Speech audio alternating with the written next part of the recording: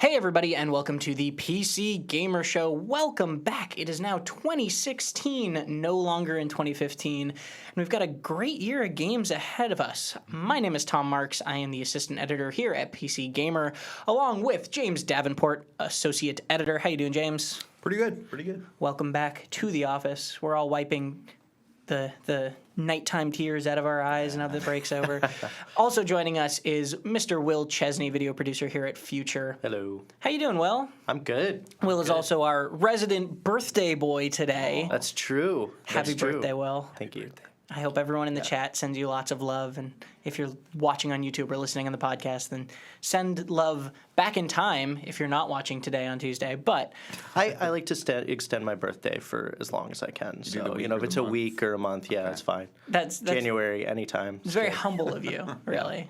But let's jump right in. We've got a great show. We're going to be talking about what were our most anticipated games of 2016 because there are a lot of them. We're going to be talking about the little tiff that Steam had over on Christmas where it briefly kind of showed user data that it shouldn't have, and we're going to discuss kind of what happened and why it happened and if it's really a big deal and that sort of stuff. We're also going to be talking about the Oculus Rift taking pre-orders tomorrow, but also just VR in general. Will, last time we had you on the show, we also talked about VR, but now the day before you come back on the show, tons of VR stuff is happening. So I'm going to blame you. It's my birthday. Yeah. Thanks, you guys, Palmer Lucky. So we don't have a Cat Fantastic today, but I want you guys to play a little game. Every time Will says it's my birthday or birthday, just like put a point down and we'll see. We'll tally it up at the end. I'm a real jerk on my birthday too. I bring it up as much as I can. There you go. I was like, I'm not going to mention it at work today, and walked in and told two people first thing. Yeah. Well, let's jump in and actually, before we look forward, look a little back. James, what did you play over this break? We haven't talked in a couple of weeks, so you got a lot to look at and a lot to choose from. I went back to Montana, so I didn't really have a computer there. It was just the icy wasteland and mountains, and actually my MacBook Air. So I was restricted to whatever was on that, or was able to run on that. Technically, I guess it's not a PC, it's a computer, it's hardware, it's running the stuff. But I played a lot.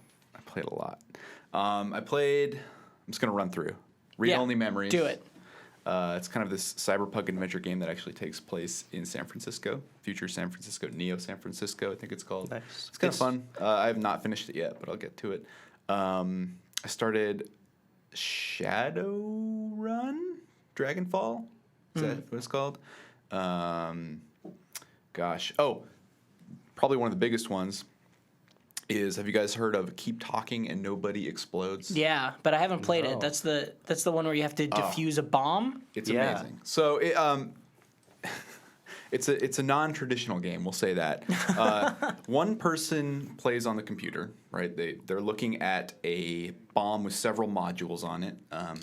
Some of them are like wires you have to cut. Some of them are just like weird little puzzles, like numbers you have to enter in a sequence, or there's a whole bunch of stuff. And there's serial numbers on the side and serial ports and all sorts of stuff you have to know. The other person is playing, ideally, with a manual that you print out. Whoa. Yeah, and they can't see the screen, and the person defusing the bomb cannot see the manual. And you're just talking back and forth. You're saying, okay, I see 5 wires, there's 3 yellow, 2 red, which one do I cut? And they're flipping through, okay, if there's 2 red, then, oh, that's cut great. the middle one. And it's meanwhile, there's a timer ticking down, and it's intense, stressful. So who'd you play that with? My mom. That's amazing. She's not really a gamer, but I figured she likes puzzle games, or at least logic and reading manuals. Manuals. And so she didn't have to dink around with the computer. It's simplistic controls anyway, but you can play this with anyone. It's really good with a group. As the bombs get more and more complex, if you have people crowded around the binder, flipping through stuff, and times running down. It's really, really, really cool and a lot of fun. And that's also one of the games that has built-in VR support right now. So you can that'll have, be cool. Yeah, you can have the person who's looking at the bomb in VR where no one can see the screen because it is on their face. And they literally can't see the manual. They can't exactly. turn and look. Exactly. So no cheating. I've played it in VR before at PAX, and it's really cool. I mean, it's not necessary to play with VR, but it's a cool little, like, you're in a room, there's an alarm clock, and it sets the mood a lot better. So I think that'll be a fun one to have in VR. That I just have to say, shout out to a non-computer game app called Space Team. Yes. Reminds me a little bit of that. Like that. It has that vibe. Yeah. Space Team is, for those who aren't familiar, a mobile game where I think it's free, actually. It's a free mobile game, and it's tiny. And download it now. You all get different, like, randomized consoles, and you have to press buttons in the certain order, but sometimes the instructions for which buttons to press are on somebody else's console, so you're, like, yelling out commands to you don't know who, and it's a similar sort of chaos. Yeah, and the commands are all really goony too. So you're just shouting ridiculous things. It's amazing. Super fun. fun. It kind of you feel like you're in one of those emergency ship situations in Star Trek or something like that. Yeah, It's pretty totally. cool. And I want you to tell this story, though, because you told this in Hip Chat. I think it was right before break, or maybe right after. I can't remember now. It's all a blur, those 2 weeks of my life. But you were playing Undertale on a plane. Ah, yeah. And you started to tell this story to me, and I thought it was adorable. And can you tell it now? I can't remember exactly what happened. It was pretty, well, I was playing Undertale on the airplane. I had yet to finish it, and I wanted to do a genocide run, which is, if I won't spoil it for everyone, but basically where you just do a bunch of bad things and kill everyone you can. There was a little girl sitting next to me on the plane and watching me do this. And I killed a couple of the enemies, and most of the enemies are really pitiful, and they have, like, problems, they have dialogue, and it's really, really sad when you kill them, because you have the option to talk to them and do all sorts of things. So my genocide run did not last long at all, because I had someone next to me who was just, I could kind of see her frowning and her brow furrowing, and I felt the peer pressure, and I love the idea. Around. I love the idea that, like, a little girl sitting next to you could, like, make you feel bad about the way you're playing this game. Well, a lot of the time, it made me think about most of the time I'm playing these games with moral choice alone or something, or I'm around someone who I'm not worried about their judgment, but it was interesting to play a game where, people who don't know you might be, and maybe she wasn't thinking this, but people who might be watching your actions and trying to piece together your personality based on how you play. And that kind of made me stressed out. And I was like, I'll leave a better impression. Real quickly, I'll run through the rest because I think I need to shout these out. Man, you have so many. Oh, gosh. Tales from the Borderlands, best Telltale series so far. By a long shot. Wow. Even if you don't care about Borderlands, play it. Like, really funny, heartfelt. The best use of Telltale, like, choice and consequence in a while, maybe ever. That's cool. Like, it feels like your choices matter. Good Power Rangers homage. Elite. I tried Elite Dangerous. I'm going to learn to be a spaceman. Nice. Yes, so I'll get back to you on that. And last but not least, I've been playing Pony Island. Have you guys heard of Pony Island? Briefly. It's not what it sounds I don't want to. like. I don't want to explain too much. It's a game that has an innocent exterior, but has layers and layers and layers, and it's horrifying. The name Pony Island is intentionally to throw you off. Yeah, that sounds great. I've yet to finish it. I'm about near the end, but it's pretty clever. It's funny, clever, and it's not like a pony game. Scary. Yeah. It's scary. So, Yeah. check it out. It's $5 on Steam right now. So. Well, Will, what about you? What have you? We haven't checked in Looking on at my you. list. Yeah. I'm assuming Planet Side's on that list. There are some probably pretty good guesses you could make. Planet Side 2, Forever and Always. Played a lot of Heroes of the Storm with you, actually, once. There you go. that's the hardest thing of coming back to work is there were so many 2 a.m. video game nights this last week that I mean even last night like I'm like lying awake like why am I not tired? Oh, because I've been playing video games 2 a.m. every single night and then sleeping in. So PlanetSide 2, Heroes of the Storm.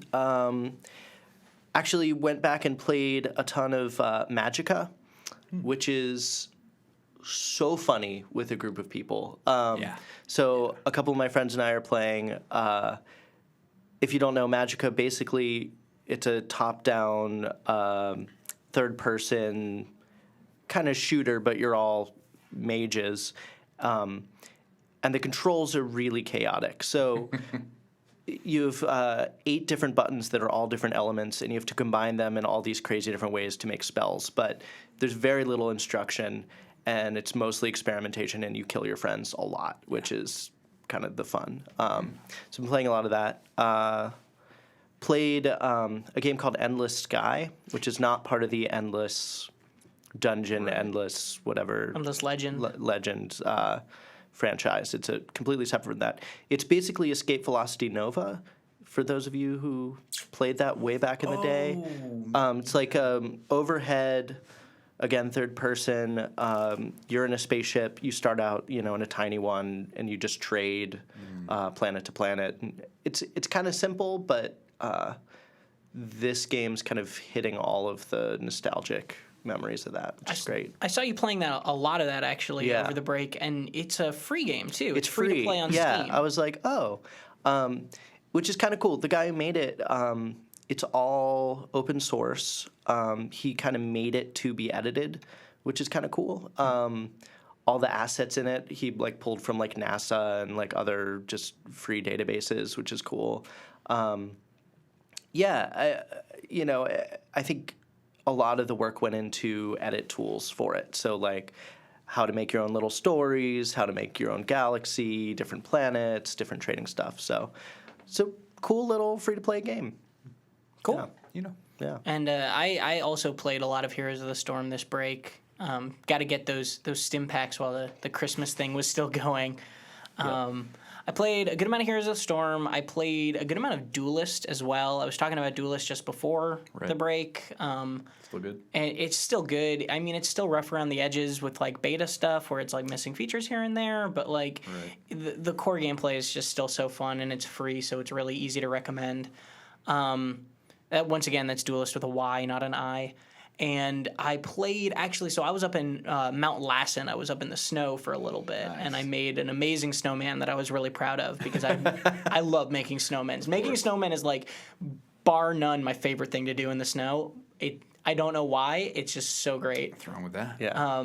And then, but while we were up there, we didn't have internet access, and we didn't have, all this stuff. So I was mainly playing, and we wanted to, be social with family people and not just sitting on a computer screen the entire time. So I played a lot of Snakebird, actually. Yeah, nice. And I've talked about Snakebird on the show before, and I love Snakebird. So and good. I went back and I started playing through some of the later levels that I hadn't beaten yet.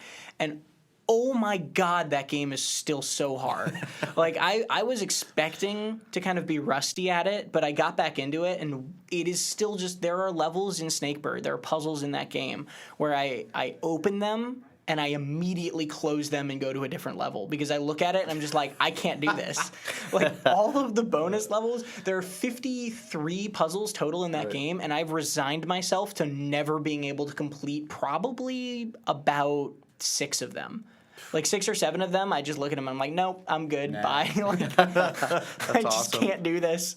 It's just too difficult in a very, very good way. I mean, I'm sure there are puzzlers out there who will love that extra challenge.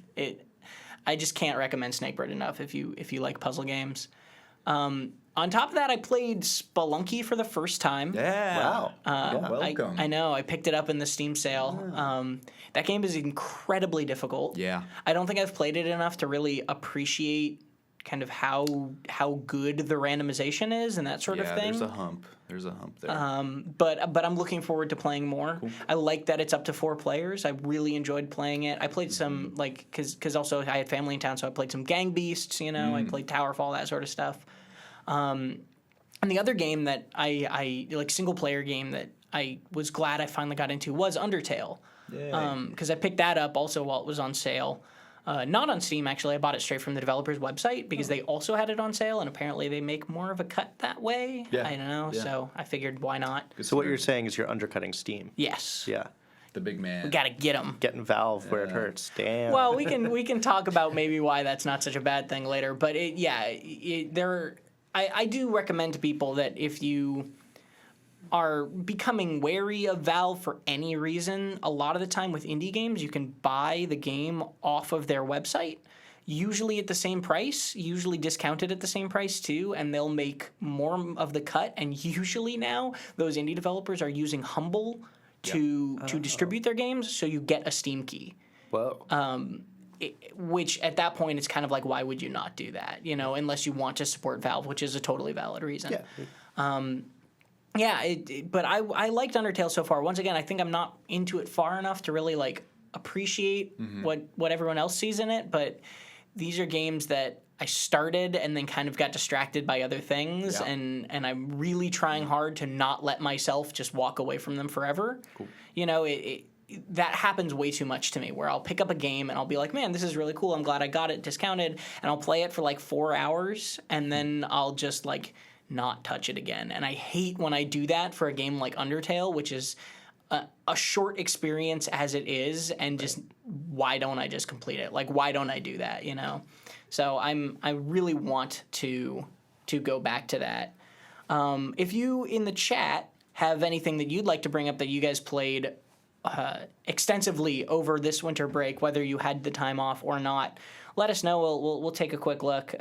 Blood Valley says GTA 5. Is that what? I think that's to that question. It's a good holiday game. You just kind of sit around. Sometimes I just drop that into Steam or into Twitch chats, so it could be anything. Yeah, I mean, I was disappointed actually in general that I didn't jump into a big open world game like I said I was going to before the break. When I was talking to Tyler about this, I was like, I want to jump back into The Witcher 3.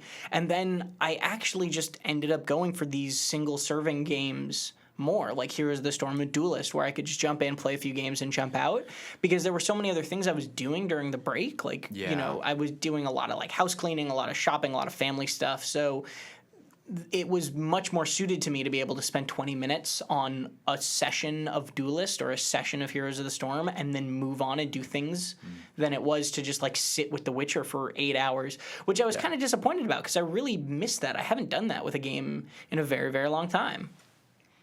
You didn't play any Fallout, did you? Fallout. I played maybe 4 hours total of Fallout and was just like completely ever, and was just completely not hooked by it. Like, that's legit. I could see why somebody could spend hours and hours and hours forever playing that game, but it was just something where I saw unlike Undertale and Spelunky, where like I haven't quite seen like what makes it click yet. Like I saw what Fallout wanted me to get out of it, and I was like, I'm okay. You know, like this is a game that I wasn't. That's fine. I wasn't super into. Yeah, I didn't play it. You know, I'm about 100 hours in, but yeah, I just didn't end up picking it up at all this break. I mean, I'm still going to go back to it. But you said like 30 of those hours is just town building, right? Oh yeah, and then gathering supplies for the town. But still, I actually started on the main quest finally. But oh my god, after 100 hours. Yeah, but then I kind of petered off. But I'm excited to pick it up again.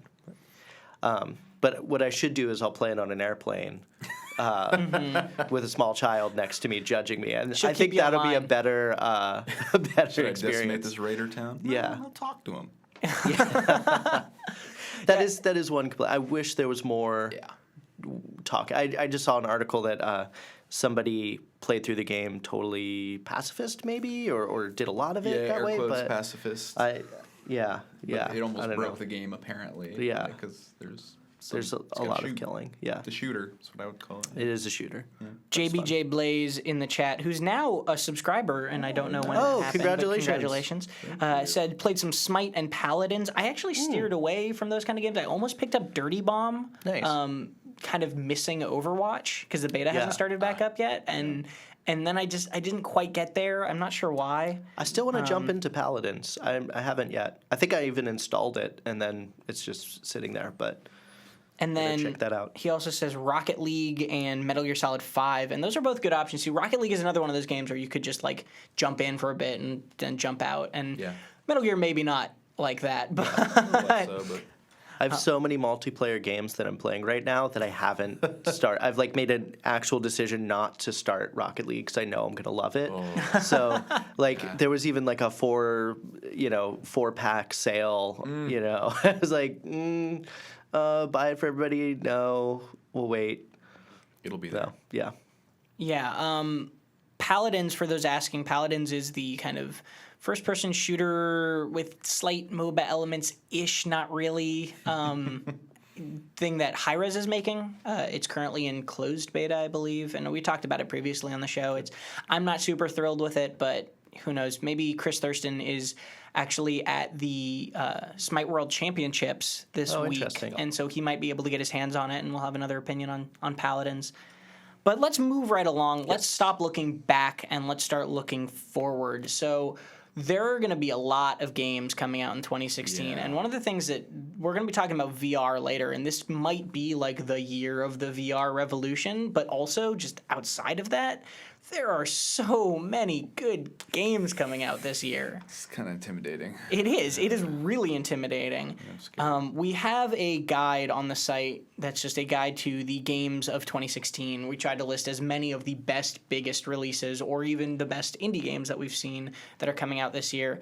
And I think we're just going to kind of scroll through that list, talk about ones. But first, like, what would you say your kind of most anticipated game is? I'm going to look at my list again that I wrote down. I mean, we talked about this before the show. I was taking notes, but there are just so many. I wrote, I boiled it down to 10-ish. Nice. 10-ish. Yeah, but for me, I'm Dark Souls 3.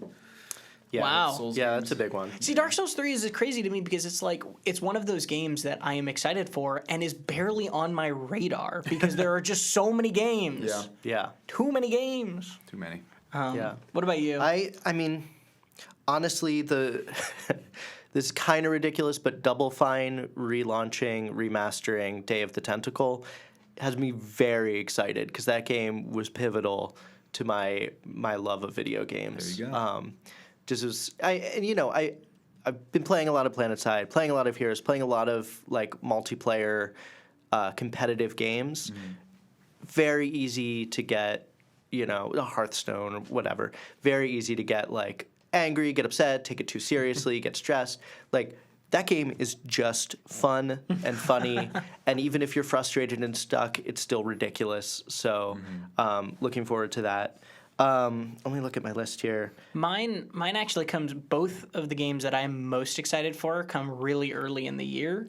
Nice. Mine is Jello Wiggler mentioned this in the chat. The Witness comes out on the 29th of this month, and I've been looking forward to that game for coming on like 3 years now because I saw I think I might have mentioned this on the show before actually. Jonathan Blow, the game designer and the game designer of Braid as well. I saw him talk at UCLA when I was still attending UCLA, and he was showing a mostly playable version of The Witness like 3 or 4 years ago when I was there seeing him, and it obviously looks better now. They've improved the graphics, improved the lighting, but also I just can't imagine what 3 years of refinement on a game will do to it. If they had a playable version of the game 3 years ago, what 3 more years can do to it, I'm excited for the polish of that game. And I think a lot of that 3 years probably went into the puzzles, which is what's exciting about it. I mean, I was reading, there's some quote where he said, like, some of the harder puzzles he doesn't think even 1% of the players will solve. And you don't need to solve all the puzzles, but did you guys play Myst or any of those? Yeah. Kind of? Because I never did. I mean, I had friends who had it. Actually, I think Albert's in the chat right now, but I think he had it. So I kind of watched people play a little bit, which was a thing to do. There are people who hate Myst. There are people who swear Myst is a terrible game that you should never play. Yeah. I can say confidently that I think the sequel, Riven, and then the third one, Exile, are really, really good. Myst you can play kind of for the nostalgia of Myst. And then the 4th and 5th Myst games, you do not need to touch. I didn't even know there was a 4th and 5th. Yeah, those ones were not, I believe, were not developed by the same team and kind of just started getting weird and crazy and way too hard, and it was just not worth it. The first 3 is really what you want. Yeah. But Witness seems cool because it's captures a little bit of that, very puzzle-based, but also, like you said, gorgeous. So even if you're not solving puzzles, you're walking around this island. True. So, cool stuff. But let's look at the list. Overwatch was my other big one. Overwatch. Oh, yeah, Overwatch is a good one. I just have to bring that up now. Yeah. That's a given. Already bought it, which was probably really silly, but I was like, it's pre-order. And then I saw the date. I was like, not until next year. bought it anyway. Yeah. Props. My other one was XCOM, so that's also XCOM, coming. yeah, XCOM 2 is coming out in February, so That's- I got some early stuff. But let's go through the list. We've separated it into kind of genre generally. So first is action and stealth, and I was mentioning this before the show. Like right off the bat, these 4 games are incredible, right? They're Dishonored 2, Mirror's Edge, Catalyst, Hitman, Deus Ex: Mankind Divided. Like just that first 4 is so impressive. Yep. And then let's see. Do you guys have any strong opinions on any of those? I'm really nervous about Mirror's Edge. I think that game might not be good. Like It could go either way. Could be great. I think the open world aspect of it might be too much. I think it just might be wrong. I think that one of the things that I liked about Mirror's Edge, the first one, was that it had these crafted kind of paths. And if it's open world, it might just feel very samey every time you're running through an area. I'm reminded of a game that came out last year, 2015, called Lemma, that was basically Mirror's Edge in a surreal environment, a cubist environment. And it went open world near the end and was kind of cool for it. I felt like I was improvising a lot more. And if they can maybe mix up the environments and make it open enough to feel like you're crafting your own routes and you're doing your own thing, it'd be cool. It could be, like you said, maybe exhausting and samey. I'm just nervous that running on top of buildings will become like The Witcher 3's riding a horse, right? Roach, don't get me started. You know what I mean? And that's not singling out The Witcher 3 specifically, because The Witcher 3 is an incredible game, but just every open world has that problem of if you have to travel long distances constantly over and over, it becomes mundane no matter how fun it is. And if the point of Mirror's Edge is movement, and the movement ends up becoming mundane because it keeps sending you through these I don't know. Maybe this is fear is unfounded. I haven't played it. We haven't even seen gameplay really of it. So that's my early kind of hesitance with Mirror's Edge Catalyst. Fair. Yeah, and I mean when the content is the movement, right? Then you just have to be careful. I mean, my worry is a less linear version, like an open world version. I worry of sort of the Assassin's Creed, where if you're trying to do parkour-y type stuff and it kind of snaps you onto a building, it doesn't have that flow feel downright. So let's also look at Hitman. I think Hitman's got a lot of crap. Because it's weird. Yeah, because no one really knows what to make of it, because people were like, okay, so you're releasing it episodically. And they're like, no, we're not releasing it episodically. We're releasing the full game and then adding or we're releasing most of the game and then adding these bits as it goes, like living the game. And they were like, so it's early access. And they were like, no, it's done. And it's like, DLC. And they were like, no, it's not DLC, it's free. And so no one knows what to call it, and it's just really confusing. But it could, outside of all that, it could still just be a fun game or a bad game completely removed from what its release plans are. I mean, the cool thing about that is potentially if, everyone only can play the first chunk of the game at once and then everybody gets the second chunk at the same time, potentially. Again, if that's exactly how it's going, I don't know. But we're not sure exactly how it's going yet. But the nice thing about that is it means everyone sort of has a shot at that second chapter challenge at the same time. So, someone hasn't done it and spoiled it or whatever. So it could preserve spoilers and that kind of thing. And it could be cool, like, Yeah. oh, there's a new, scenario coming out this month, and the conversation shifts, and everyone Right. kind of hops back on. I don't know. That's a fun way to experience a game. And they said that they Maybe. said that they'll maybe they said that they'll be adding missions to assassination missions where they add it for like a day or something, or it's timed, and then they'll remove it. And if you lose on the mission, you don't get to try it again. So it's like a one shot. Daily, yeah. Yeah. It might be daily. I don't think they said specifically Sure. when it's coming out, but like I like that concept because it's so much more kind of tension in the level, right? To have that permadeath, but only on specific missions. I think that's really a cool idea. I'm looking forward to it. March 11th, so we won't have to wait too long. Okay. Mankind Divided is another huge one that everyone is waiting for. Deus Ex is, we've seen a surprising amount for the game not coming out until late August. Especially when you compare it to something like Fallout 4, which got announced in June and then came out 4 months later or something like that, 5 months later. So we've seen a surprising amount of Deus Ex. I never played the other ones, unfortunately. So I'm a big Deus Ex noob. I don't know why. I just have never really been interested in that world. Did you guys play the newest Deus Ex? Yeah. It was all right. Legit. No, it's good. It's a good game. I just think it's Dishonored's better. It's kind of that semi-open world stealth. I'm gonna go about it either guns blazing or hack stuff or Right. do the vents. There's a lot of conveniently placed vents in these games. So I'm looking forward to it. I like those games. But it's hard to say what, I worry about them getting a little too, I hate to sound like, this sounds so elitist, friendly,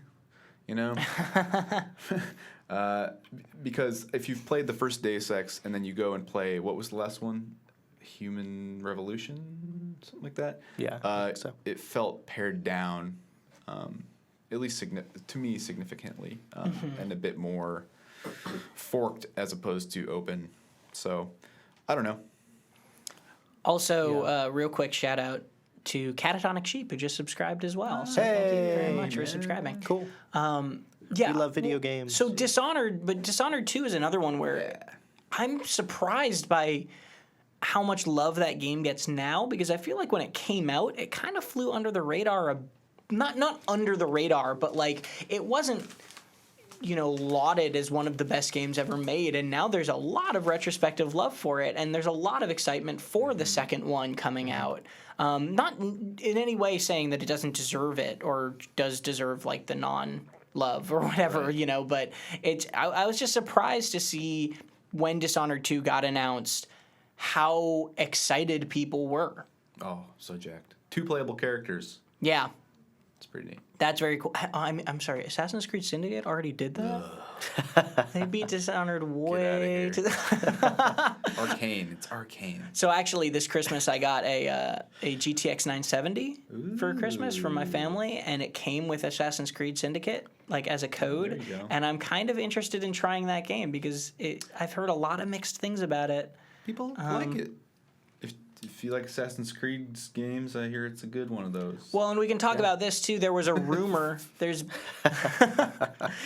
the rumor just this last week that Ubisoft was going to skip a year for Assassin's Creed, and this is totally unconfirmed.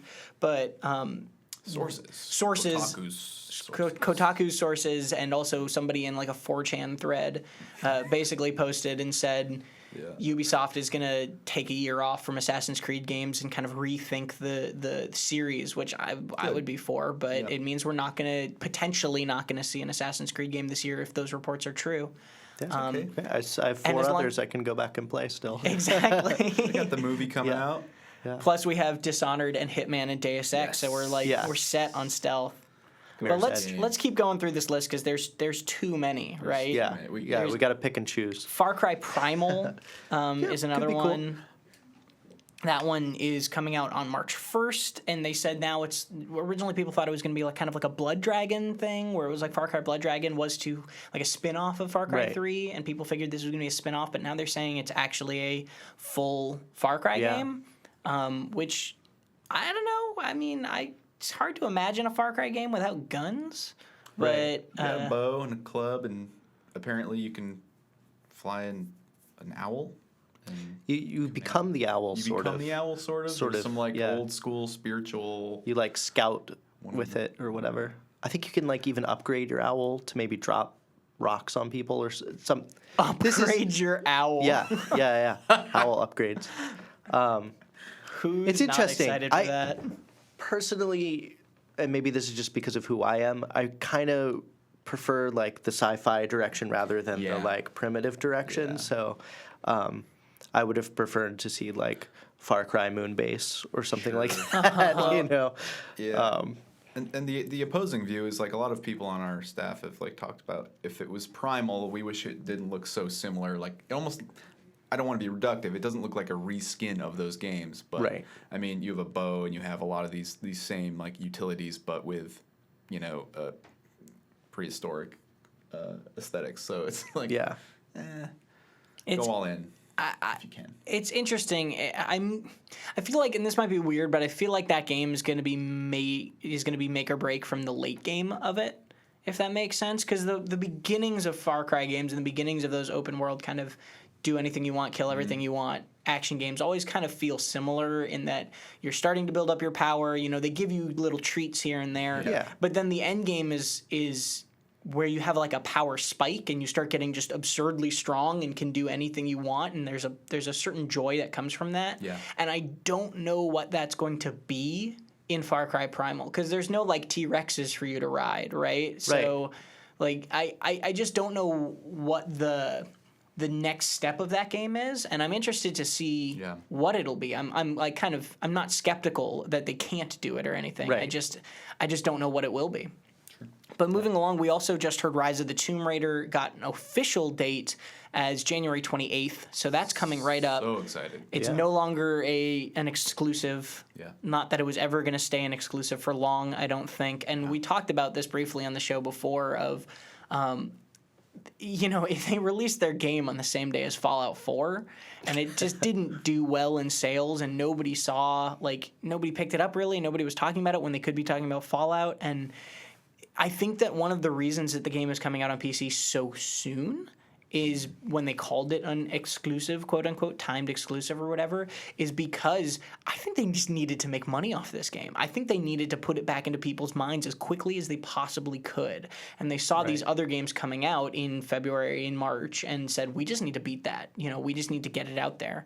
But it does, it's gotten good reviews on the console, and it's it looks very pretty. I'm actually excited to play it because I've been looking for a linear action game like that. I've been kind of craving that, so I'm excited to play something that's not open world. I think it's sort of open world, Tom. Oh, is it? Yeah. Damn, man, Sorta. come on.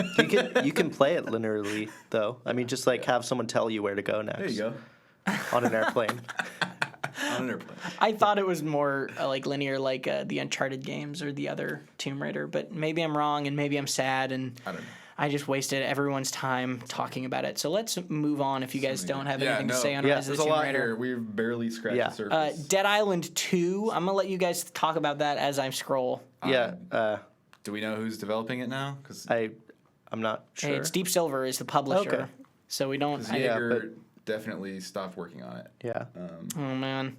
But I mean, it could be fun. Killing zombies is The original fun. Dead Island wasn't bad. It just kind of wasn't good. incredible, Or I guess incredible is James. Maybe what you said is closer to the fact, but no, I thought it was fine. It was like a decent zombie game. So maybe if they work out some of the kinks, that'll be okay. Yeah, I it's think not a that's the Dead big Island MOBA, so that's good. Forgot about that. Yeah. Yeah. Did you ever hear about that? Well, No, I missed that. There was a Dead Island MOBA that lasted for Nice. maybe a couple weeks into beta. Sea of Thieves, I'm excited about. Pirate MMO? Right? Yeah, it's the pirate MMO from Rare. Ooh. And we don't really know much about it. From the gameplay trailer that they did put out, which I'm sure is really early, could look really cool. could look really bad, but I love the idea of like being on a pirate ship with people. I love that. How does it? I mean, is it kind of Star Citizen? No, but- you're like but- one person on a ship. Yeah. No, but that's what I mean. Like, so is it Star Citizen-y as in like, one person's kind of the captain and is driving the ship, and I would then hope so. the crew's kind of hanging out. That's kind of the like idea you I got got your from the trailer, got yeah. your little guild comes on, and Yeah. yeah, I mean that's cool. Team plundering. Yeah, I think it's similar to that.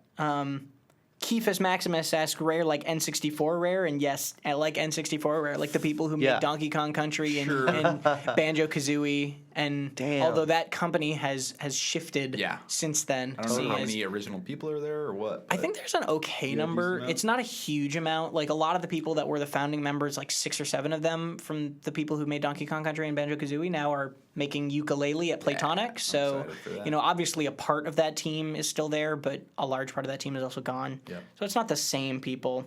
But still, that is cool. Good spot. And yeah, Tyler points out that we haven't really seen much of it. We've seen a trailer with that has multiple players on a boat, but we don't really know how it works yet. So that'll be interesting. But there's too many games, so we're going to move on. Yeah. Chasm is an interesting Metroidvania kind of 2D side-scrolling. My favorite word. Yeah, it's a cool game. Oh God, there's too many games. Yeah, that's The a good Division. hangman. Good, Hangman. trick people. Yeah. like- Chasm? yeah, chasm. Nobody's gonna get that. Two consonants with vowel. Yeah. Go on. Sorry. So there you go, kids. If you're playing Hangman while you're waiting in class or Yeah. something. Chasm. Also pudgy. So The One vowel. Division. Great. Go on. Pudgy. Yeah. That'll. What are you, like a Hangman expert? Oh here? yeah. What did you do in math class?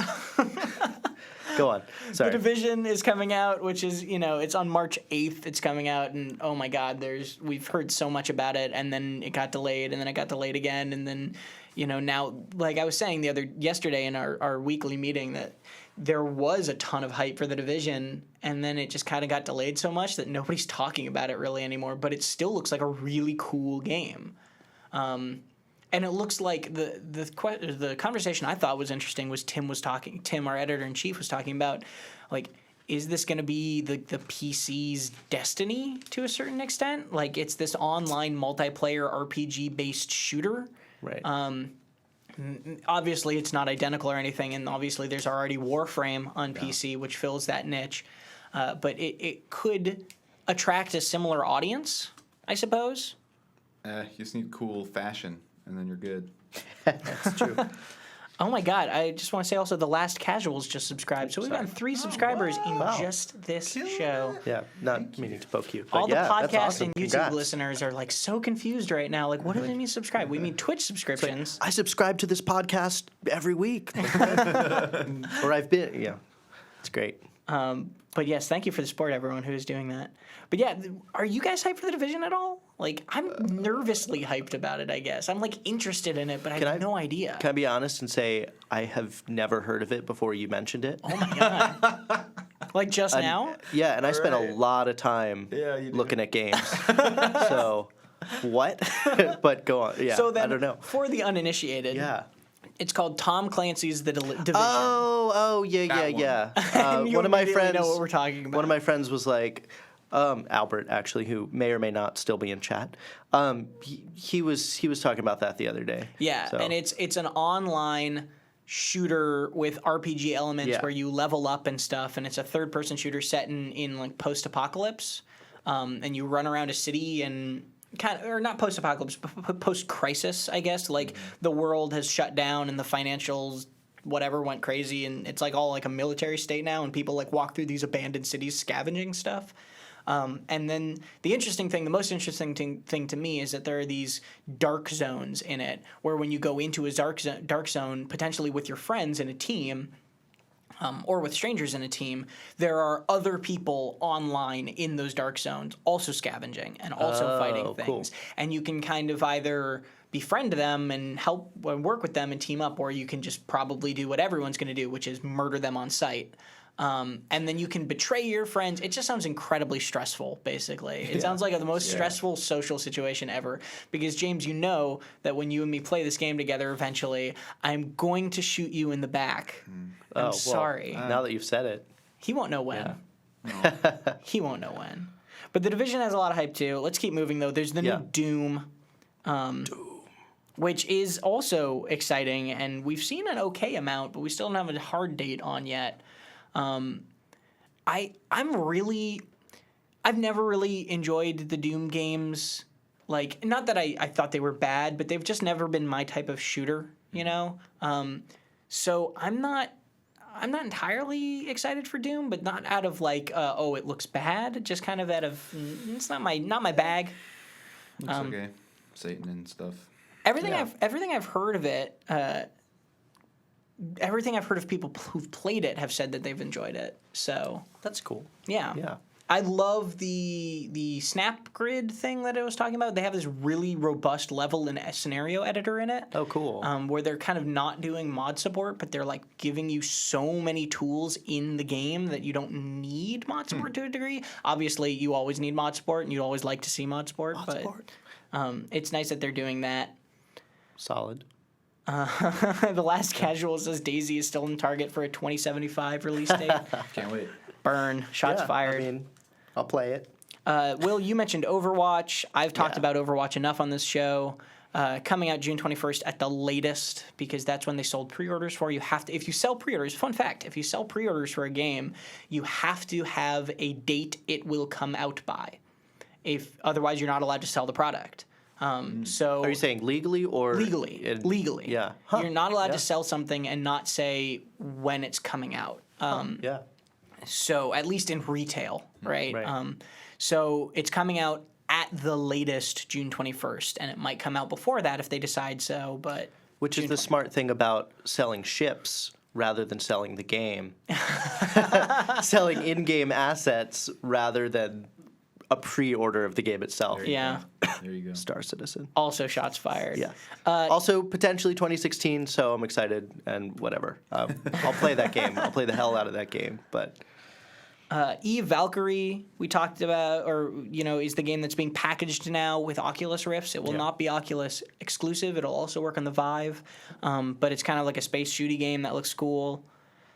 Oh my God, there are so many games. I know I keep saying that. Yeah. Paragon, we talked about briefly, is Epic's kind of MOBA third-person shooter thing, which looks interesting and we've seen very little about. Squad is already in early access. yeah, I have some friends who play that. That's supposed to be coming out. It. Yeah, it's supposed to be coming out in late 2016 and it's supposed to be very good. Lawbreakers. Are you guys at all excited about Lawbreakers? It's getting so lost in this wave of shooters like it. I was before we knew much about it. It was like, oh, what's it, But yeah, I mean, I'm more excited for Overwatch, even though they might be totally different. I kind of think of it as sort of falling into that, It's a similar category. Yeah, but It's not exactly the same type of game in the same way that like Overwatch and Dirty Bomb are not exactly the same type of game, but Right. it's a similar category. It fills a similar niche. I'm kind of excited for it to come out, other people to play it a little bit, and then maybe I'll jump on, You shook your head, James. There's so many ways you can shoot in video games now. Yeah. I mean, I just want rats insta-gib. Yeah. You're good. Yeah, Well, then that's let's great. keep talking about ways to shoot. Battleborn is also coming out. And every time I hear Battleborn mentioned, it's always like Battleborn or Overwatch. Which one do you like? But I think they're kind of They're trying to do different. different things. Yeah. Just stylistically, maybe that's why people say that. But, I guess. Yeah, but, I mean- characters. The little bit of Battleborn we checked out, I think it was at PAX Prime. I mean, it felt very, very different from Overwatch. I mean, it's just like the spaces were bigger, and not that that's a good or bad thing. There seemed like there was a lot of PvE stuff going on too, which is cool. I think it's got its own place. Modes, Yeah. right? Some MOBA-y They avoid modes. the word, but it's MOBA-y. Everyone avoids that word now. And a It could be single-player cool. Campaign, apparently. Yeah, and also in that same vein, Paladins, which we talked about earlier, is coming out. It's in its closed beta, but it'll probably launch. Plants vs. Zombies 2, shout out, love it. Yep. Oh, Plants vs Zombies: Garden Nice. Warfare. Garden Warfare 2, excuse me. Yeah. So good. I heard good things about the first I one. loved it. Oh my God. Yeah, so good. Homefront Revolution. I just don't even know what to think. I'm gonna just jump by that. I one, have at least honestly. one friend who is so excited about that. And it's for nostalgic reasons. Yeah. Yeah. Yeah. But I liked one of the old home, or I liked the first Homefront, even though it it wasn't amazing, but it was good. Mass Effect Andromeda, I'm going to say that name and then move on. Yep. Because Great. who are we kidding? That game is not coming out in 2016. I would be willing to put money down right now that gets delayed. yeah. Spend money on. I just want to hope, man. I'll bet you a copy of Mass Effect Andromeda. If it comes out in 2016, I'll buy your copy. If it comes out in 2017, you buy my copy. That's actually a pretty good bet. That's a pretty good deal. We'll settle this off camera. Okay. Let's keep moving though. Yeah. There's so many. We're now kind of into the the RPG side of thing. Harvest Moon Seeds of Memories is it just makes me cry. You can plant stuff, right? That's the game that does not look at all like Harvest Moon. It looks like they made a mobile, they made it for mobile too, and it looks atrocious. That's rough. Really looks bad, and it's kind of sad. But It could be cool on mobile. if you are looking for, yeah, I guess so. Yeah. If you are looking for a Harvest Moon style game, Stardew Valley. We just actually ran a show here rig today with the developer of this. It's being made entirely by one dude, art, sound, coding, everything, and he's been working on it for a while now. And it's going to be like a co-op Harvest Moon / bits of Animal Crossing in there, because you can design and decorate your house, and then you can get married to people, and then also there's an RPG element where you have swords and you can go into caves and adventure. It's insanely cool, and it's the indiest of indie. So Stardew Valley looks really interesting. Yeah, that's solid. Yeah. I'm looking at my little list too. Yeah. Do you have any that I haven't mentioned yet? Yeah, We Happy Few.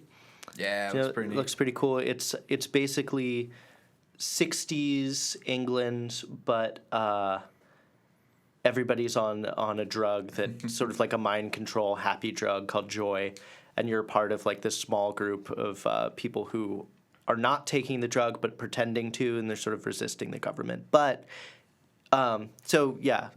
whatever, cool plot. But it's, I believe, basically a survival procedurally generated game. Right? Yeah, permadeath, procedural. I've heard a lot of Don't Starve Urban, comparisons. yeah. The cool thing to me is that it's all of those things, but in an urban setting. Yeah. So you're scavenging through people's apartments and stuff, but you have to pretend to be you got stuff. high or whatever on this joy drug. You have to pretend to be happy. And So, it looks pretty creepy. There's a lot of a lot of creepy. The art looks creepy. really cool. Yeah. Check out the art if you haven't. neat. But Hyper Light Drifter is another one. Looks neat. We've been hearing about Hyper Light Drifter for a while. It's kind of like a Zelda-ish game, right? yeah, I feel like that was somebody's game I'm looking forward to last year. Beginning This last time, year, last year, it was, and it's slated for spring 2016. So it conceivably is coming out beginning of this year. Yeah, but it's that'd be kind of cool. like a top-down-ish, kind of slightly isometric, pixely, very cool pixel graphics, kind of Zelda-ish game. Yeah. If you don't know it, you should look it up. It's a very exciting indie game, basically. Yeah. Bombshell. Who's not excited for Bombshell? Everyone's excited for Bombshell. I don't know what that is. It's this really weird-looking shooting game from 3D Realms, or from Interceptor Entertainment as a developer and published by 3D Realms. And it kind of looks like Duke Nukem with a lady with a gun arm or something. It's kind of weird, but They it were could probably look developing Duke Nukem and then lost the rights to it. cool. Maybe. I don't know. Could be. Yeah. Underworld there- Ascendant is on there from Other Side Entertainment. That's coming out in November, supposedly, if their Kickstarter is to be believed. Is that related to the movie franchise? No. No. Okay. I don't know Underworld. anything about You mean Underworld, like the the vampire versus movie. That's what I Lycans movie? assumed. Yeah. Winslet or whatever. Yeah. No. I saw all those. Although now I Not gonna kind say of my want an opinion on them. Underworld game. Yeah. Right. That might be interesting. I can imagine it being really bad. It's hard imagining it being really good. Dragon's Dogma. Did either of you guys play Dragon's Dogma when it was on console? No. See, so Dragon's Dogma is kind of like Dark Souls-esque, and it's finally coming to PC actually next week or the week after. Cool. Yeah. And that's pretty exciting because that's a pretty well loved console game, and I love seeing good console games like that get PC releases. When they get good PC Early releases, reports, people have had the code. Some people have had code for a bit, and the port supposedly runs really well. Sweet. So that's really exciting. Sweet. Really. Catatonic Sheep mentions Torment Tides of Numenor Oh, is yeah. finally coming out. Yeah, pumped about that. Yeah. That should be really cool. So explain that game for the people that don't know. It's kind of RPG, but more. I'm trying to think what to compare it to. From what I've seen, there's supposed to be like a lot of choice. It's not as combat-y as like we were talking about. Fallout is RPG, but it's totally a shooter. And I don't think it's that style of game at all. But God, I don't really know how I would categorize it. Just Is it like sci-fi fantasy? no, it's definitely fantasy. Okay. It's fantasy, but a sort of different direction than the sort of traditional just they're dragons and wizards. The sort of everybody's based on Tolkien fantasy. So yeah, sort of its own fantasy world, which is cool. It's exciting to me. Yeah, it should be cool. I'm just gonna skip over like every Warhammer game as well. Yeah. We can just clump them into one ball and say 12 Warhammer games. Yep. Figure it out. They all Yeah. look pretty okay though. No, Yeah, none of them pretty look good. Yeah. terrible. I've never played Total War, but the Warhammer version one. actually Total makes War me want to Warhammer- play Total War. Yeah. It's exciting. It's really Yeah. cool. It's funny how you add magic to that game kind Yeah. of structure, and suddenly I'm like, oh, really? Like, And honestly, it could be without magic. It could just be the skin, and I would find it. I don't know. It's attractive. It's cool. World of Warcraft is getting its Legion expansion. I don't Yeah. play WoW, but that's like pretty cool. I didn't realize that not Burning Crusade, but the Legion, the Burning Legion has not been in the Warcraft world for so long. I'm like totally out of the touch on loop. Warcraft. Yeah. Yeah. Yeah, I mean, I also don't play WoW, but when we were at BlizzCon, people were super excited. It seems like it's cool. We have Star Citizen on this list, which doesn't seem unrealistic at this point. Now that they've released the 2.0 and they're starting to bring things together, like I could see an end of 2016 like 1.0 version of that game. Yeah. I wouldn't be surprised if they go farther, but I mean it's starting to wrap up the development. Yeah. It's looking good. It's exciting. One of the reasons I'm excited about it, if it is everything it promised, it could be the game that finally replaces PlanetSide 2 for me. Though, that's saying a lot. But PlanetSide 2 is slated to get a big update this year. Also, I'm just gonna shout that out. They're doing they're adding constructibles to the game, or Sounds kind of they're testing it Yeah. right now. But gathering resources, building your own little bases, and defending them. It's all part of sort of continent conquering. Could be cool. Could change the game a lot. Spiritus mentions Divinity 2. Yeah, Oh right. solid. And he says it's going to be delayed, and actually that's why I didn't bring it up, because they Right. said December 2016 in their Kickstarter, and I just doubt they're going to hit December 2016 also. Like it's nothing against Larian Studios, because they've been battle tested in that they can do a Kickstarter game with the first one and Right. the enhanced edition. Like they're going to finish that game and it's going to be good, Yeah. but it's probably going to get delayed, and that just happens. It's like when Schaefer was on here talking about game delays. Like your schedules change as you start making the game. So And I am excited for I'd that, rather though. have it delayed and done right. Yep. Yeah. And generally, Yeah. there's other things to play in the meantime. Roller Coaster Tycoon 4, or Roller Coaster Tycoon World. We've talked about that briefly. It's like kind of exciting, but also really like we're not sure, because the alpha came out and was like really not good, and they went back to try to fix it. So who knows where that's going to be.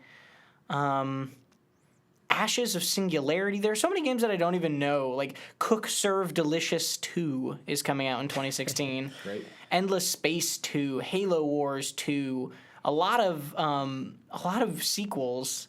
XCOM 2 we already mentioned.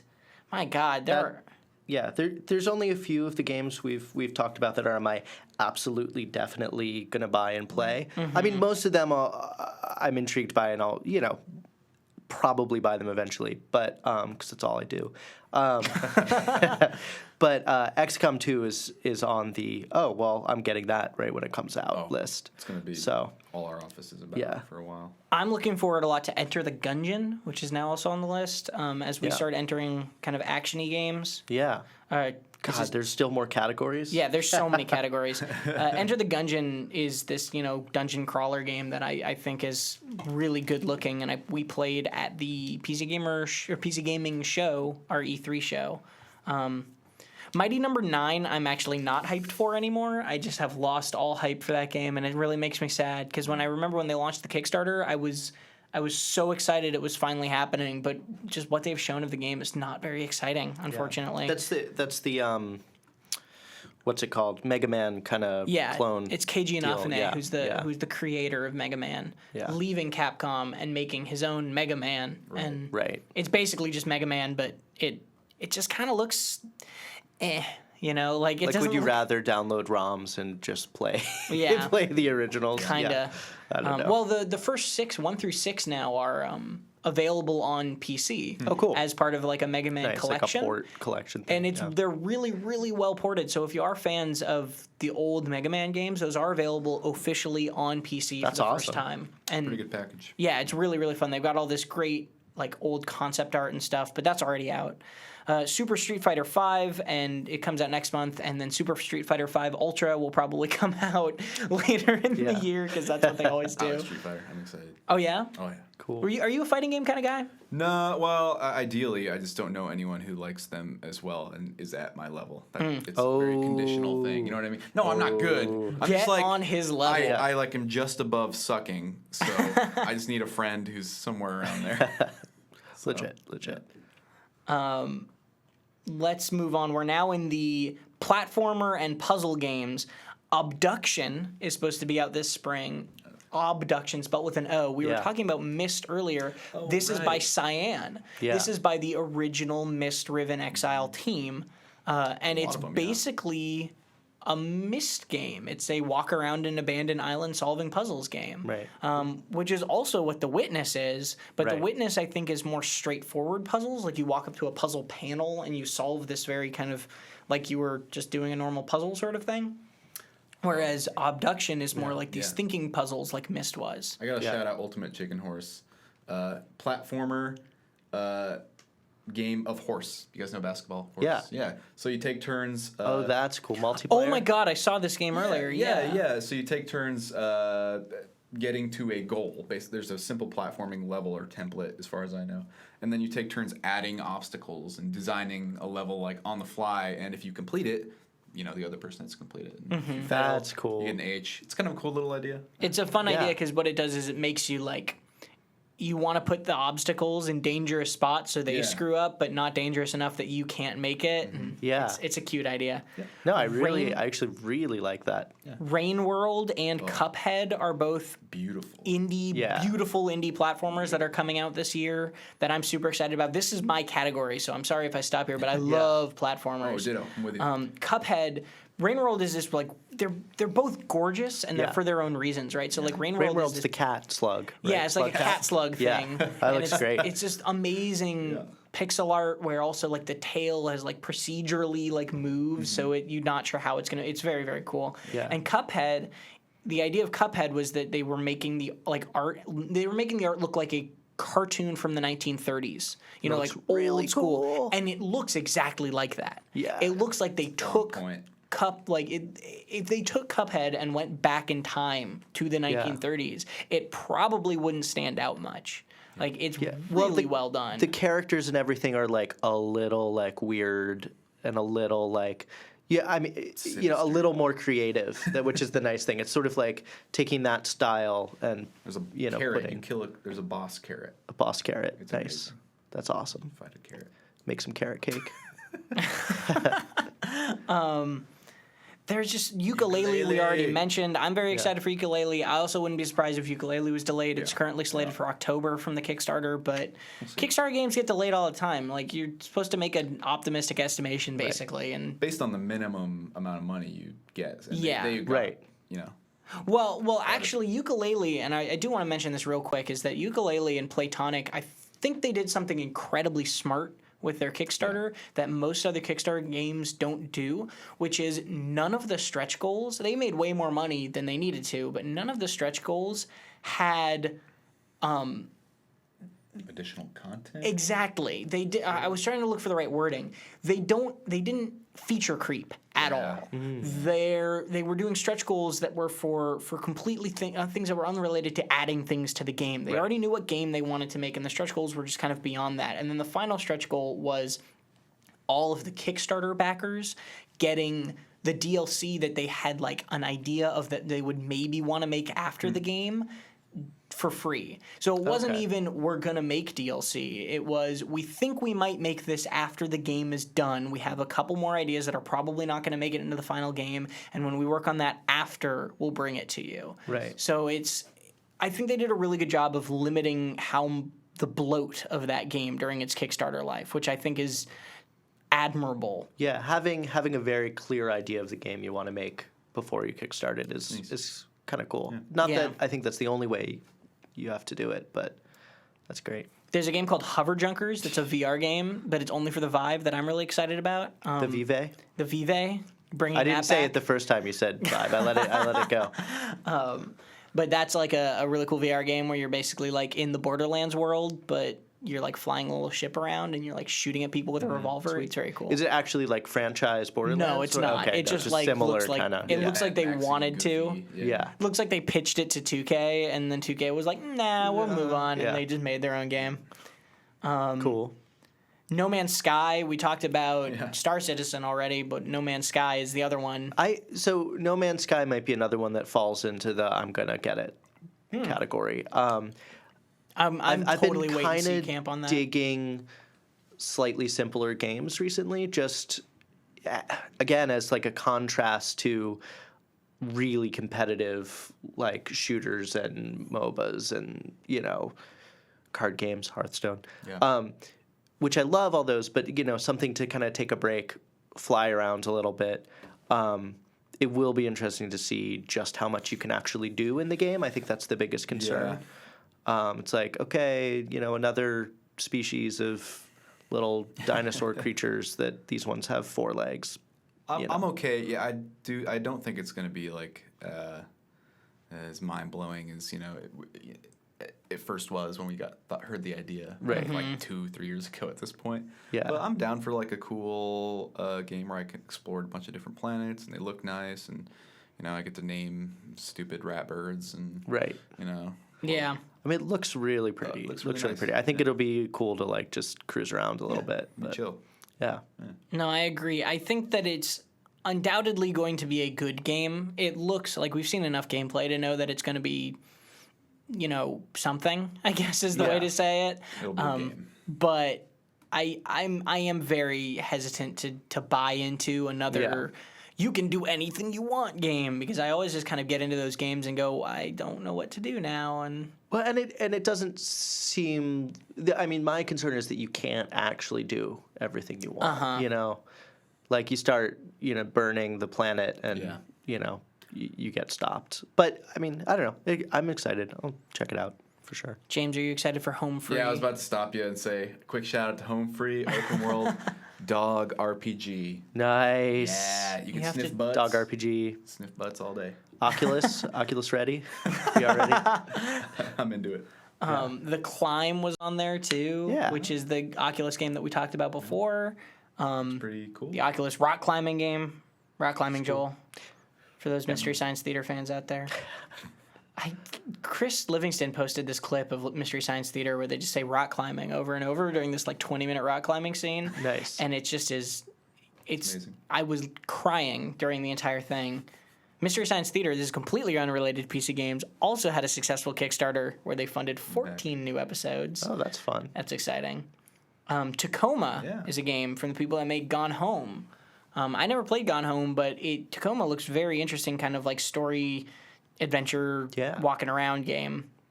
Yeah, you can add both of them to your category of short games that you'll start and hopefully finish. Maybe.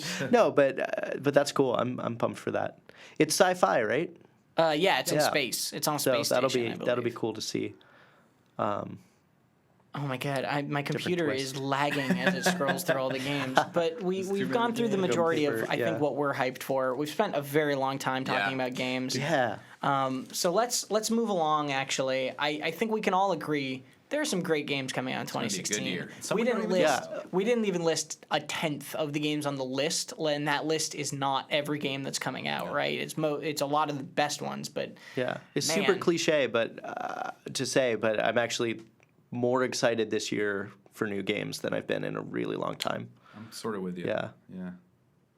But let's move on. Let's start talking about, real quick, I want to just jump through and talk about, before we talk about VR, the problem that happened with Steam on Christmas, because a lot of people probably heard about this, and they didn't actually, aren't sure what happened. There's a lot of misinformation. So basically what happened, if you didn't hear, is people were logging into Steam and seeing other people's data. This was during the sale. This was on Christmas Day.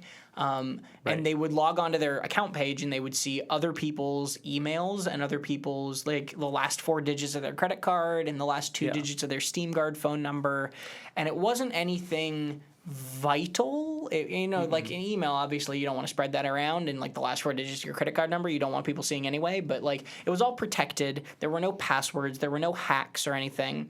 But it was terrifying. It was a fiasco, and it was all kind of horrible that Steam let it happen, right? And like that it happened is really, really unacceptable. Yep. Just because nothing, awful or like irreversible happened doesn't mean that it's like they get a pass, right?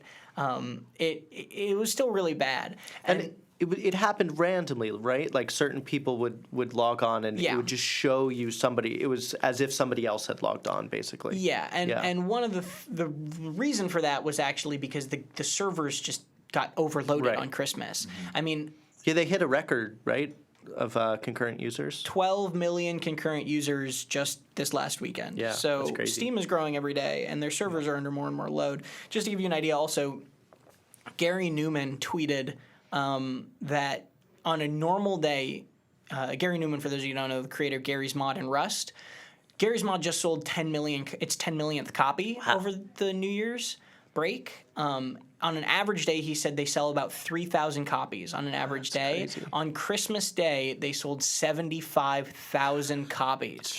So that gives you an idea of just how much more of a load Steam was under on Christmas Day. And it was actually down. But what Steam said is that it happened because it was overloaded. Mm-hmm. There was only about an hour, a little over an hour-long period where it was happening before they shut it down and caught it. And they had to reset the system. Tyler and Chris and Tim were weekend warriors doing a news story on this on Christmas Day. So they deserve a shout-out for that. Last 2 digits of credit card number, Tyler says, correcting me. And it kind of wasn't, like Catatonic Sheep in chat says it was a DDoS attack, but it wasn't really like an intentional DDoS. It was just like too many people logged on. Yeah. I don't know. Like, I mean, there could have been some intentional, like, somebody could have pushed it. Yeah. Could have been pushed over the edge. That's true. Yeah. But I mean, not that's as far as I know, that's not confirmed. But it just was like, I mean, did you guys get affected by it? It seemed like very limited. I saw Twitter light up, and I said, "I'll get on Steam later." I'm not gonna worry about it. I mean, it was really scary though, and it brings up these questions. Like we were talking about, like whether or not you want to trust Valve earlier in the show. Like, it brings up these questions of like, Steam has become such a casual part of PC gaming that when something like this happens, it's kind of like a bucket of cold water where you're just like, right. All my information is there. Yeah. All my games I play through there. All my licenses for my games, which is a weird little thing, but my right to play this game is like kind of through Steam. It's weird. It's just very. It's startling. It's a startling thing. It's sort of It kind of feels like Steam has become the Facebook of, what Facebook is to like social planning, like if someone's inviting me to a party, they don't call me or text me or email me even anymore. They just make a Facebook page. It's like everything is funneled through that. So, and similarly, privacy issues and things like that are a concern. And even though to be aware of it. Even though this was, as Tyler points out, just a caching error in the chat, like it's still just it's kind of like it brings up that same point of Valve is a small company that has an enormous job and an enormous load that they're taking on, and they kind of don't have they've been doing a great job of keeping it from being DDoSed, considering, right. And like this is one of those moments where you're like, I kind of surprised it hadn't broken earlier, not saying that it's okay, but it's just like, man, it's freaky to think how fragile that system probably actually is. And it makes me nervous. It makes me want to stop using Steam as much, not all together. And it doesn't make me want to boycott Steam, but it does make me want to look for indie developers' websites when I'm buying games, Right, like you said earlier. Like I said earlier. I mean, personally, it won't change my Steam habits at all. I'll still probably buy most of my games through there and play most of my games through there. But that's just because, in a large part, laziness. I mean, I don't want to I'm with you. But yeah, it's so convenient. It's very convenient. It is, and that's kind of the position they found themselves in to let them have this sort of monopoly. Is they just become the most convenient thing, and suddenly everyone doesn't want to leave that thing. You mean Origin doesn't boot automatically for you when you turn on the computer? No, I've unchecked that box. Origin and Uplay are unchecked. Actually, I might have uninstalled Origin. I've installed Uplay now for Rainbow Six Siege, has kept that on my computer. Nice. But it took Siege to do that. Yeah. But we can... Basically, I just wanted to clear the air with that. I want to talk about it. You can form your own opinion on whether you think Valve should, be more apologetic, be less apologetic if it was just a thing, if people are freaking out. Like, that's all. Please form your opinion. I just wanted to talk about kind of our perspective on it and what actually happened. Yeah. And actually, just to add, there's a different possibility for the whole thing that hasn't really been considered, that the whole attack was actually Valve doing it as part of their ARG. Oh. Yeah, that it was actually intentional. People weren't really seeing other people's real info, but it was all like, hidden codes in the winter Steam sale. So what you're telling me is Half-Life 3 is confirmed? Yeah. That it happened for 3 hours and 33 minutes? If you look really careful in some of the Steam comics, you can see there's 5 pixels. There are 5 pixels that are gray instead of black that form a lambda. I can't do this anymore. I'm out. Anyway. They've broken my heart too many times. Dinardo 1910 just subscribed as well, so that's our 4th subscriber in just this stream. Well, If you say Half-Life enough. Yeah, all we gotta do is say Half-Life. Actually, that's Half-Life. probably going to get people to unsubscribe, not reset. Yeah. But yes, so thank you for subscribing, and let's move on from the sadness that was Steam and the conspiracy theories that was the ARG around the Steam sale. Let's talk about VR again. So we talked about VR when you were on the show 3 weeks ago, Will. Yeah. But when we talked about it then, it was that the Vive, the Vive, whatever you want to say, I'm going to murder you, man. Now it's stuck in my head. If you start saying Vive, I'm going to start correcting you to 5. Like, whatever you say, I just can't win? Yeah. Okay. Yeah. But that's coming out in... that got delayed, right? Right. We heard that got delayed. Because of this technological breakthrough that they said they had. But now also the Oculus Rift has pre-orders tomorrow. Yep. And That's my birthday present. Take a drink. I would say hardware is not really any different than software in that, waiting for reviews is probably the safest bet. Pre-ordering is not necessarily endorsed by PC Gamer. Right. If you're crazy about the Oculus and you're going to get it, we can't stop you. But at the same time, it's especially with the first round of technology like this, it's always better to just kind of wait it out and see what happens. I'm considering pre-ordering an Oculus Rift personally. Yeah. Almost entirely because I want to support VR. Right. to a certain extent, I'm accepting the fact that it might not be great. The Vive might be. You got me now. You did. It got me. It looks a little more exciting to me, right? Yeah. But to a certain extent, I'm saying to myself, like, okay, you know, I understand that there are going to be opening day problems with this, probably for a long time, and the second generation is probably going to be better. Yep. But I just want to put money into its success to a certain extent. Right. I want to, as a consumer, speak with my wallet and say, man, I really want this to be a thing. Sure. But a huge part of that is price, which we have not heard, and we're going to hear tomorrow. I was really, really hoping they'd announce it today so we could be like, the Oculus Rift got a price on the show. Oh my God, it's live. But no, we can't do that. So I have two questions for each of you. Yes. First of all, what do you think the price is going to be? And then what would it take for you to buy it first round? Yeah. This is the Rift specifically. Now, are those two questions for one of us, or two questions for both of us, or are there Both. another two questions that? Yeah. Okay. I See if you get invited back on your birthday again. I feel like I can get away with anything. God,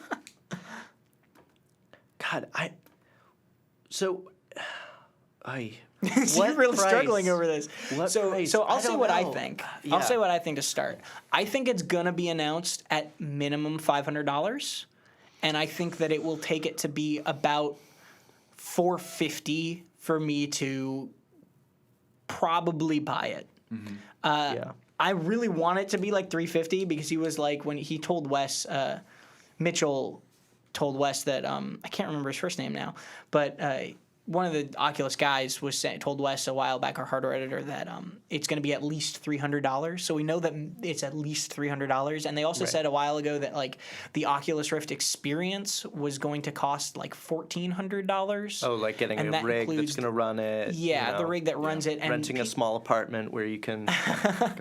people did the math about it. Like what after they released the recommended settings of a 970 and like the processor, they kind of put that computer together and then looked at the price difference, and it was something around like $300 to $400. But now everybody thinks it's going to be a little more than that.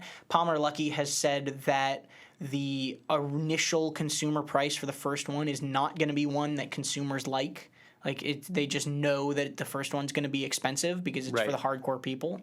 So I'm predicting at least $500 for the actual thing, and it needs to be at least $400 to $450 for me to or at most $400 to $450 for me to go in on it for the first round. I mean, my big worry, of course, is that they release it at that price point for the first edition, and then the idea being later it'll be cheaper as the technology becomes more available and it's been proved that people will buy it. My worry is that once it's proved that people will buy it, they'll keep the prices up there. Like, oh, people are buying it $500. Great. Yeah. I think they know, though. I think they know that the high price is going to put people off. Well, because I mean, the big thing, like, there's been some comparisons to when the Wii came out because it was a new system. It was very accessible, different technology. So the nice thing about that is it all comes in this easy package that your grandparents can buy for you. I mean, some grandparents know a lot about computers, so I'm not trying to be ageist. So it's going to be accessible, obviously, to people of our sort of demographic, our age range, but will it be accessible to a younger audience who would love it? And in order for it to be accessible to that audience, will the older generation understand it enough to buy it for the younger audience? Yeah. So that's a lot kind of of a questions. weird place to hit. What do you think, James? What do you think price-wise? I'm kind of with you. 500. I don't think. I mean, this is the year of VR for people who are already excited about VR. It's not. I don't think this is the big revolution necessarily, or if there will ever be one necessarily. But I think people who want it and are excited about it are going to buy it this year. Almost, I won't say no matter what, but people who are excited about new consoles have paid $500 before. And, yeah. I don't think that's too much to ask for an enthusiast, a piece of hardware. The PC is a whole nother story, but I imagine a lot of people, again, who are excited about VR are getting ready or have gotten ready or have been ready for, the requirements. So That's why I'm excited about a 970. Right. Because now I have the recommended specs for it. yeah, so for me, it's gonna take maybe a year or two before I buy one, but that's because I need to raise Tim. Tim, where are you? He's not listening. Yeah, I mean, right, it's interesting because it is sort of, I can imagine it being sort of a competitor for buying a console. So, you're going to buy, the Xbox Next or whatever, the next thing is going to be. But you can buy that or you can buy VR. The audience, of course, that's interested in it already all have PCs or, like you said, hopefully are getting, 970s for Christmas. All I know is I really don't want VR to be like iPhones. I really don't want Oculus to release a new headset every year. I imagine they're going to do that for the first bit of interesting. it, but I really want there to be. I want the Oculus Rift 3 or whatever to last me a couple years. I don't want it to be this thing that gets obsoleted in 12 months. It'd drive me crazy, especially if the price is going to be $500. They're gonna do it though. I know. Yeah, I mean, because think of a graphics card. You gotta change those out periodically. I mean, if you get a nice enough one, maybe. But the graphics card is the type of thing that you won't really need to upgrade it until you're feeling the hurt of games, right? Yeah. Right. Whereas I feel like what they're going to do is they're going to say, hey, we had this technological breakthrough looking at you, HTC, and 6 months later we have a better version that now you can't play certain games without this new hardware that's in it. Right. That's what I'm nervous about. Because you don't have people who say, when you upgrade your graphics card, it's not like your graphics card suddenly has a camera on it that certain Right, games right, take advantage yeah. of.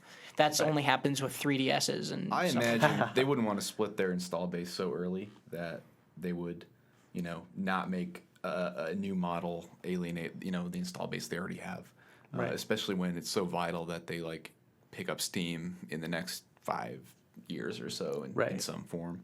I wouldn't doubt that, like we've seen on the Vive, I wouldn't doubt Oculus has a model next year with a camera on front. That seems like something they would go for, and it seems like something that wouldn't cut out, users of the original. It might limit, there might be some augmented reality experiences that you can't play, but Yeah, and for those of you who didn't hear, that's what was just announced about the HTC Vive today, is that its new version, this technological breakthrough that they had announced and delayed the headset for, is most likely this little camera that's on the front of the headset now. And Wes probably has it on his head at this moment at CES 2016. Hanging out in Las Vegas. Yeah, and it basically, it's very cool. It lets you see through the headset, so when you're not playing a game, it just shows you the camera and you don't have to take the headset off, and you can see your keyboard if you're switching games or something like that, or you can see where other people are. And then also the headset can detect walls or people or animals that are near you and kind of better show you those while you're in game so that you don't run into them. Yep. Yeah, I mean, which I think is cool. I think that's a really cool idea. At first, I was like, "Oh my god!" An excuse. It's just an excuse to not take off the headset. But it'd actually be really convenient. I mean, I'll eat dinner while I'm playing games now. I mean, it'd be nice if I was social and eat dinner with people. Well, and have you guys played a VR game and tried to find your hands on the keyboard? Oh yeah, it's where it's pretty disorienting. So simple thing. Yeah, and having I don't know exactly how it's going to work, but having a button either physically or in the game that you just can tap, maybe when you pause, the camera just comes up, so you can just look around for a second. I can imagine it being pretty natural and Well, let's start taking some questions from Twitch chat because we do have to wrap up soon. So if you do have any questions for us, anything in your mind in PC gaming this week or from last year or looking forward to next year or VR or whatever have you, tag us with @PCGamer in the Twitch chat and we will look at your questions. If you are subscribed, because we now have subscribers, we'll definitely be taking a look at your questions first. We do give preference to subscribers in the Twitch chat Q&A portion of the show. And if you are watching on YouTube or listening through iTunes or directly from our website or PodTrack or wherever never have you. Also, I've been saying that a lot lately. Yeah. This is not going well. It's all right. Hey, man, coming off break, we're Yeah. back in the If you are watching online somewhere else after the fact, thank you very much for doing so. We love that you do watch the archived version of the show. But if you ever do want to see it live and participate in the Twitch chat Q&A, we do stream at twitch.tv/PC Gamer Tuesdays, 1 p.m. Pacific time. So you can come and join us then.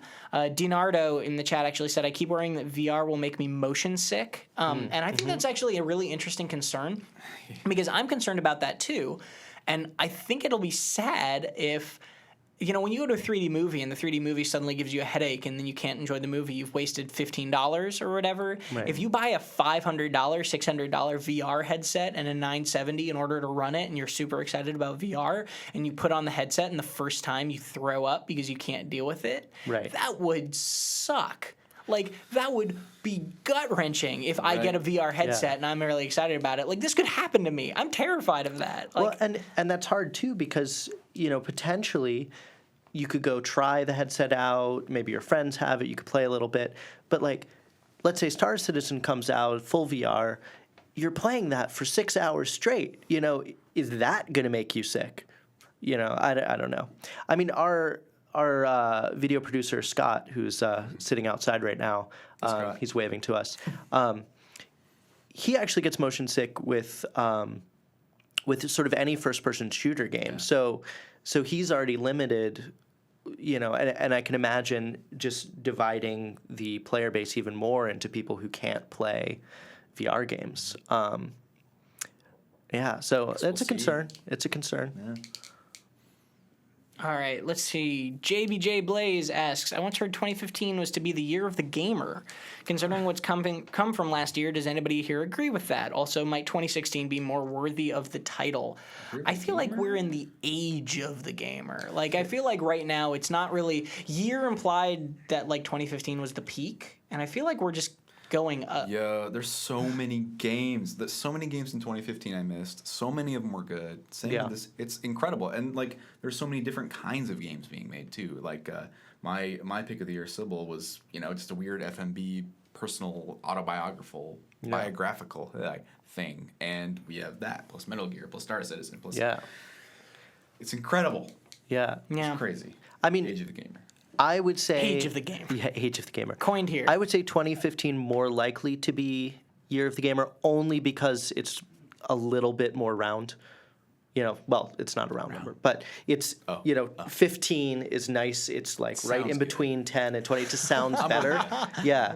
But this year we actually have 366 days. It is a round number. Oh, that's true. Yeah. One whole day of the game. But like I said earlier, I'm more excited for games in 2016 than I was in 2015. But 2015 had a lot of open world games. It'll be interesting to see if that trend continues this There's year. Owl. yeah. Year of the Owl? Year of the of the upgradable upgradable. owl, yes. Let's see what other people said. Dinardo loved the Snow Crash reference from Tyler. Solid. I assume that was in chat. My name is Mudass. Curious where Evan Lottie made his way off to. He's up in Seattle, I think working for Amazon Gaming. So he has left us, but we do miss him. But we don't have any hard feelings or anything like that. It's nothing like that. Martin Van Muren asks, did you hear any of the rumors about Civ 6? Did you guys hear the rumors about Civ 6? No. Rumor is quarter 3 or 4, second half of 2016, Civilization 6 will come out. Total rumor, right? This is just kind of soon, especially with XCOM 2 being That's what a lot of people are saying, but yeah. I saw somebody kind of point out that 2K usually does only announce their games about 6 to 8 months before they come out. Yeah. So potentially we could see an announcement either in the first quarter of this year or even at E3 and then see something at the end of the year. I think that I don't know. I would be surprised if they didn't do another Beyond Earth expansion, but at the same time, I wouldn't be surprised because that game's not nearly as played as Civ 5 is still. Which, I was going to say, Civ 5 still played a lot. I mean, it's got crazy legs. I see friends on Steam jump into it still, and I'm like, that's cool. I mean, I loved it when it came out, so. Oh, man. Uh-oh. Varendeel asks, This is a Get ready, PlanetSide Will. 2 question. I know it already. I'm not even looking. Do you think PlanetSides 2's announcement of base building will revitalize the game? And I'd add to that, do you think the game needs revitalizing? I think any game that's been out for 3 years is in constant need of a little bit of, revitalizing. World of Warcraft does it every year or so. Do you think base building will So- be the thing? I think so. It's interesting because I think it'll change the game, and probably not dramatically, because the player base that already loves the game for what it is are going to keep playing it the way they want to play it. I think it'll bring some people back, both from the original player base, people who have just gotten tired because it's been 3 years. But I also think it could bring new people. I think it could be really cool. It's going to be some cool mechanics, some cool stuff. So I'm pumped.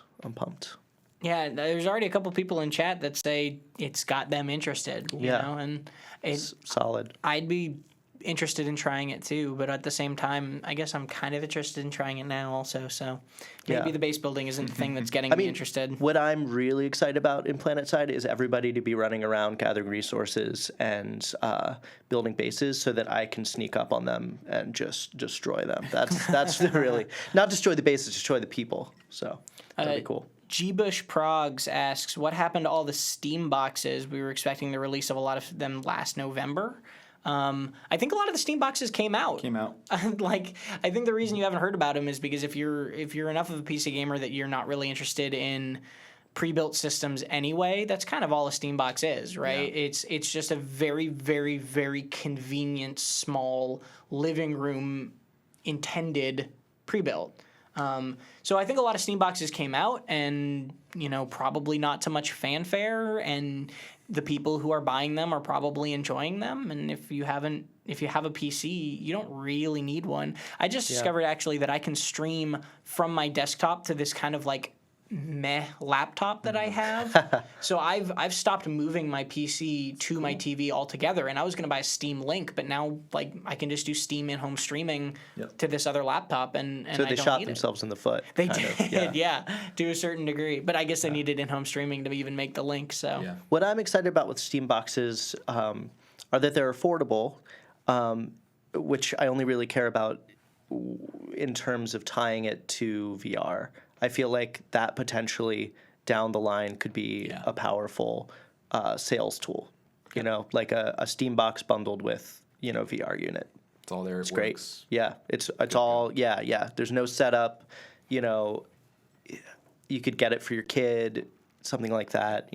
Just more accessible. one day. One day. Yeah. Well, actually, one day soon. Real quick before we end, I did want to mention that 3 weeks ago when we had you on the show, we talked about does the packaging of Eve Valkyrie with the Oculus Rift, or it might have been earlier than that, make you want to buy it now? Right. And then also Lucky's Tale got packaged with the Oculus Rift, and they already announced that the Xbox One controller got packaged with the Oculus Rift. If the Rift comes out with a $500 price tag and 2 games and an Xbox One controller, now I'm at the point where I'm much more inclined to buy it. Like, if they just said it's $500 and it comes with a controller, like, I would be like, that's a lot of money. I'm probably not going to pay that. Yeah. But $500 with a controller and 2 VR-ready games on launch is actually enough of an incentive to me now that I'm more interested when it wasn't individually. And the games are wildly different and kind of show. I mean, I'm glad they're packaging a platformer in, because if you've yet to play a platformer or a third-person game in VR, it's actually pretty darn cool. Yeah. It's pretty darn cool. I'm excited I'm pumped for that. Yeah. It looks even more fun in some ways than Valkyrie. I mean, it'll be cool to see just how much there is to Valkyrie, but I kind of feel, and we were talking about this earlier, but I kind of feel like it could be a little tech demo-y. Okay, I've flown around for a few hours. Right. I've had some cool combat, but I've kind of played this game out. Having a big platformer adventure game seems really cool. Like it could be the next, Mario 64 or Hopefully it's not tech only either. Well, Wes interviewed them yeah. back. I forgot where, but he interviewed him a while back because I had to transcribe the dang thing. And their intent was to make something worthy of when you got a 64 and you played Mario 64. Right. Maybe not like it's big in scope or like revolutionary or whatever, but like something that you really attach yourself to when you have a new console and you say, or this is a really special thing. So totally. Yeah, they have their heart in the right place. Hopefully it's good. Yeah. Well, we will see tomorrow on Wednesday of this week. We will, I assume, find out the price of the Oculus Rift. January 6th. January 6th. Palmer Luckey's doing an AMA on Reddit. He is, so you'll get all the info on that. I imagine we might also see at least like a ship window. I wouldn't be surprised if they start shipping Oculus Rifts as soon as the end of February, very, very beginning of March. I would really not be surprised if I wouldn't even be surprised if they were like end of January it'll be shipped, because I think they're ready to go quick now. I think they're really ready to. I think they saw a chink in Valve's armor, them pushing it back a little bit, and they're like, "It's our time now. Like, we're ready to go." Get everybody jacked into the Rift. So we'll see. But until then, that's all the time we have today for the show. Thank you very much, everyone, for joining us. We will be back again Tuesday, 1 p.m. Pacific time next week. Same time, same place, twitch.tv/PCGamer, or on youtube.com/PCGamer, or on our iTunes if you search in the iTunes podcast store, just PC Gamer Podcast. Thank you very much. I've been Tom Marks here with James Davenport and Will Chesney. Thank you again for joining us, guys. Happy birthday, Will. Everyone Thank you. in the chat, say happy birthday right now to end the stream. And we'll see you next week. We'll see you then.